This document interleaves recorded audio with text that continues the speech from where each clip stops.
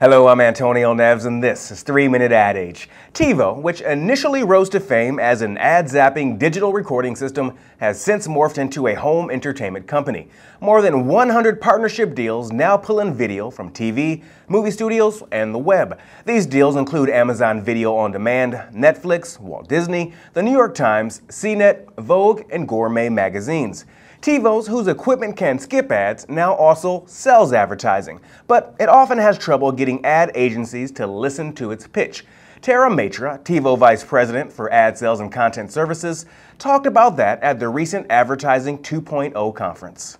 When I think about the roles of agencies, they have to evolve, because even though we're delivering a message no one really wants to hear, that, as we just noted, if television is still the most popular and best way to get a message across, or the most popular medium to view video, and video is the most compelling way to get a message across, and the increasing number of homes, as they're watching that TV, are going to be fast-forwarding through those messages, how can you ignore it? And so our conversations with agencies, you can point to a few agencies and a few individuals within those agencies who are willing to accept that this is happening and to test. But it's a big struggle in communicating it, because it's much easier to bury your head in the sand and kind of not deal with it right now and say, well, TiVo's small, it'll go away.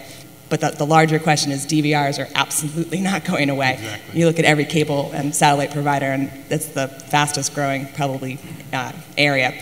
And so what we're finding to be successful is when we penetrate a couple of agencies, okay, great. But when we find that, when we actually get in and talk directly to the brands, it takes very little time to convince them. When you start showing them, hey, by the way, here's where you placed your spots, because we also have an audience measurement business that measures it second-by-second data.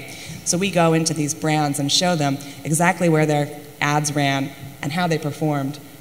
The valleys, programmers are interested in not just how their promo spots are doing, but even to see the fast-forwarding and rewinding and skipping behavior of the actual content. And when you start combining all of this data and really analyzing it, when brands have their hands on that information, they quickly go back to the agency and want to focus on how to address it. Because even though it's scary for the brands, they understand that it's something that has to be dealt with, where I find the agencies have been a little slower to move. So do I think there's a role for agencies? Absolutely, because no matter what, when we deal with the brand, it still has to get that done through the agency.